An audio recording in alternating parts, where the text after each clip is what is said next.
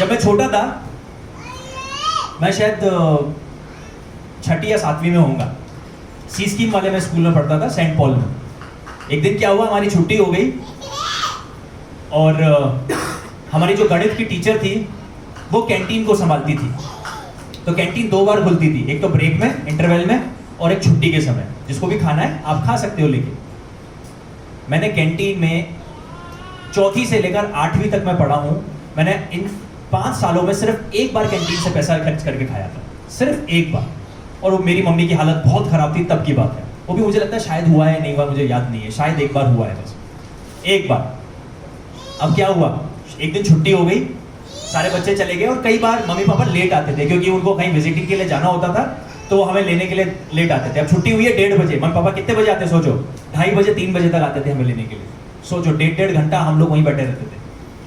तो एक बार क्या हुआ, 15-20 मिनट हो गए, लगभग सारे बच्चे चले गए थे, मैं और मोनी बैठे हुए हैं और कैंटीन से आवाज आती है मैम की, मुझे बुलाती है, Ashish come here Ashish, here take it.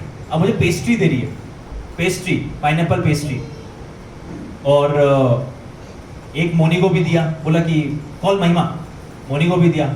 मैंने बोला यार ये आज क्या हो गया, इतनी दया प्यार। वो मैथ्स की टीचर बहुत कठोर थी, बहुत स्ट्रिक्ट किस्म की व्यक्ति थी, लेकिन एक पेस्ट्री हम दोनों को दे दी। तो आपने बोला थैंक यू मैम, मैं खुश हो गया, थैंक यू, क्योंकि पेस्ट्री तो मैंने खाई नहीं जमाने में, कभी जिंदगी में नहीं खाई होगी पेस्ट्री, क्योंकि मैं तो सिर्फ देखता था लोगों को खाते हुए, मैंने खाई नहीं थी। मुझे याद भी नहीं है 6ठी 7वीं से पहले मैंने कब पेस्ट्री खाई हो, सच बता रहा हूं आपको। तो जब याद नहीं होता तो आप समझ सकते हैं कि कब खाई है कब नहीं खाई, कुछ पता ही नहीं है। अब वो मुझे पेस्ट्री दे रही है, वो पेस्ट्री आती थी 4 रुपए की। मैं खा रहा हूं, मैंने खाई लिया, एक पीस मुंह में ले लिया और उसके बाद बोलती है कि आशीष गिव द मनी टुमारो। मैं समझा नहीं, मैंने 4 rupees give tomorrow, south Indian थी। 4 rupees pastry give 8 rupees tomorrow, okay. मेरा मन कर रहा वापस दे दूं, मैंने तो खा ली थी। No money ma'am, I don't have money. मैंने बोला पैसे नहीं है। और मैंने मोनी को रोका, रुक जा पैसे नहीं है। मैंने बोला पैसे नहीं है। अब मैं क्या समझाऊं उसको, ये थोड़ी बोलूंगा मम्मी पापा पैसे नहीं देंगे या कुछ। 8 रुपए भैया बहुत बड़ी बात थी, क्योंकि सोचो कि हमने 4ठी क्लास से लेकर 8वीं क्लास तक उस स्कूल में मैंने बाहर से कुछ खाया ही नहीं है, लेकर कुछ भी नहीं खाया।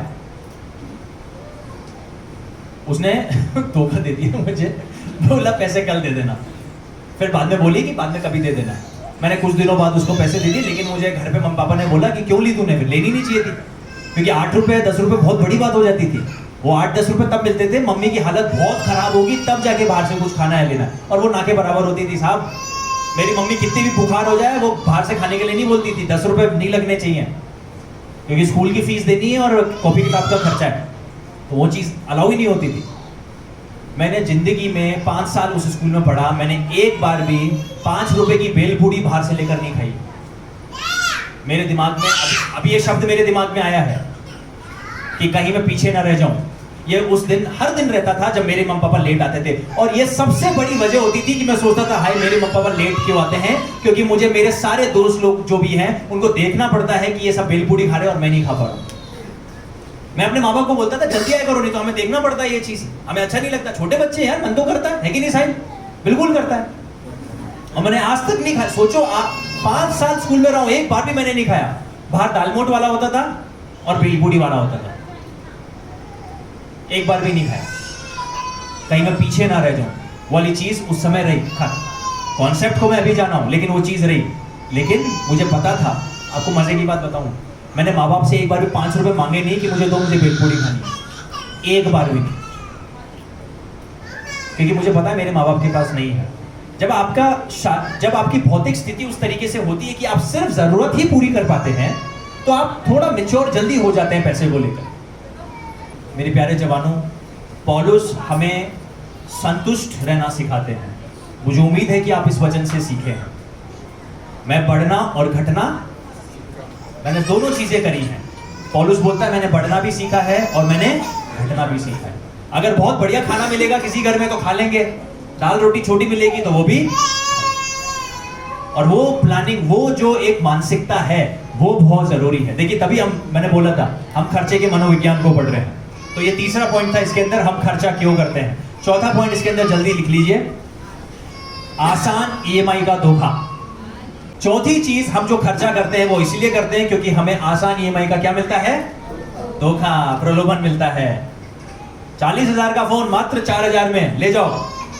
बजाज फाइनेंस ने तो एक नंबर बजाज फाइनेंस कंपनी है। जीरो फाइनेंस शुरू हो गया ना, पता ना आपको? जीरो फाइनेंस, इंटरेस्ट नहीं लगेगा आपको। 10,000 का फोन है, अगर 1 लाख की चीज है तो वो उतने की लगेंगे, बस इतनी किस्त चलती रहेंगी आपको। आदमी खुश हो जाता है। और क्रेडिट कार्ड में तो और डिस्काउंट मिल जाता है आपको। हमने कुछ समय पहले टीवी ली थी, हमें क्रेडिट कार्ड में डिस्काउंट मिल गया।